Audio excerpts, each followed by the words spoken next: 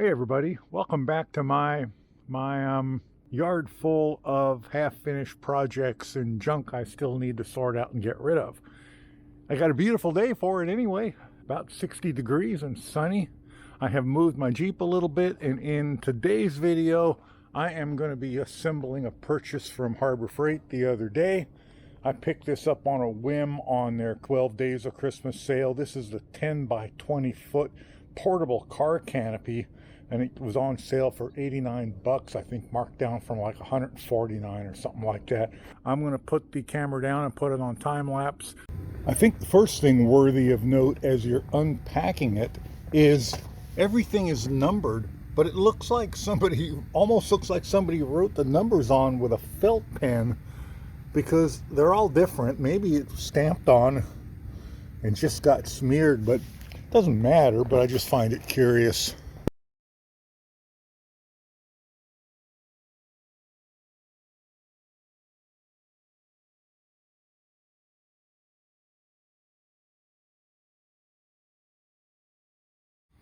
All right, there is the roof assembled, and it's just pushed together.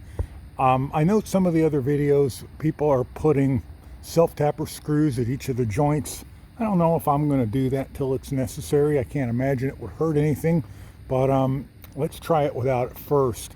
Now, they say to put the roof on now, but considering I'm 6'4" and have a bad back, I think I may put one of the leg sections all the way around in order to raise it up, 3 feet, to make it a little easier.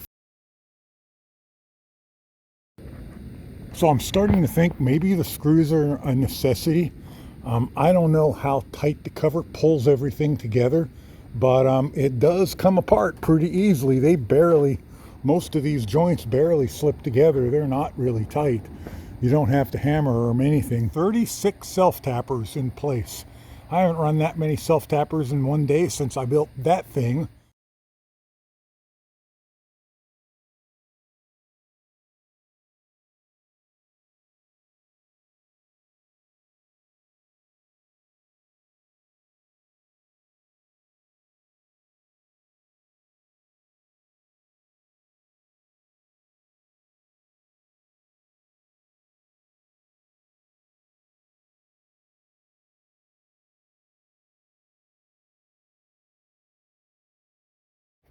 So I have reached that point in the day when I think it's time to stop for a bit. Shame how dirty it got. Jeez, but I guess, when you live on dirt, that's what you get. Things are going to be dirty. For some reason, I found I only had 2 concrete anchors. I thought I had a box full of them, but I could only find 2. So I have, for now, just tied it down to those concrete blocks, one on each corner. There's not going to be any wind getting under it over here on this end. I got all the fasteners on. I got everything in. I got all the screws that I'm going to put in. I got it tightened down. I got all of these things put on. Really pretty easy to do. They just give you these ball type fasteners. You just wrap it around and put it in the ball. You'd probably wrap around more than once if you wanted it tighter. Seems to me to be pretty good the way it is. And then you pull the ends tight and you wrap those around and hook it in, and they give you 4 tie down stakes. I'm not going to do that. I'm going to anchor it down to those concrete blocks out there. And then in here, I'm going to anchor it down to the side of this slab. I've reached the point in the day where every cord I put down trips me, every tool I pick up hurts me, and every fastener I tighten or loosen breaks or strips. So I'm pretty much done for the day. I think I'll run down to Lowe's in the morning and get some more concrete anchors.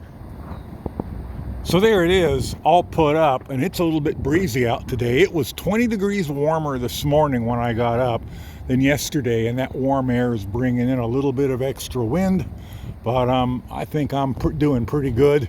I have all my concrete anchors in. I have 2 in each one of these concrete blocks and 2 in each one of the legs here. Now, yes, the legs are plastic, and I have 2 self-tappers at the bottom to hold the plastic legs into the steel poles. So with the amount of wind we get here, I'm honestly not thinking that's not going to go anywhere.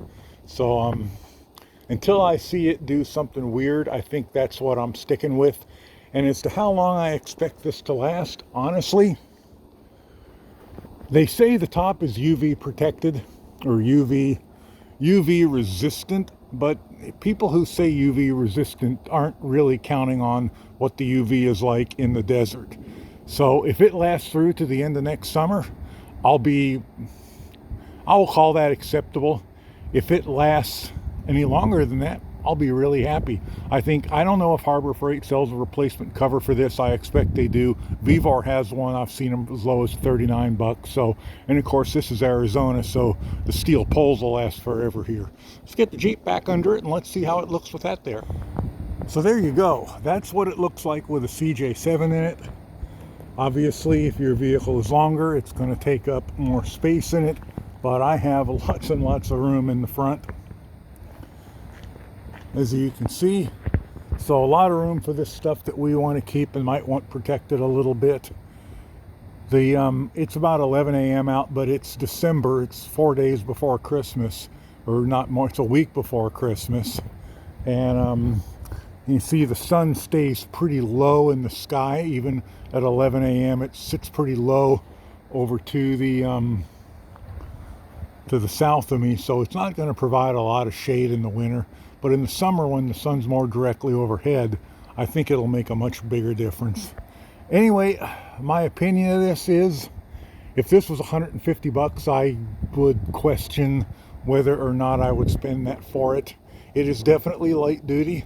I really do not expect the cover to survive more than one summer here. For 150, I might look for a different solution.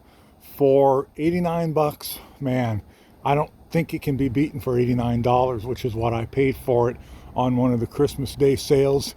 If you live someplace where the sun doesn't destroy anything that's not made out of steel, then that top will probably last a lot longer than it will here in Arizona. Anyway, I'm happy with it. Now I can get on to doing other things, and thanks for watching.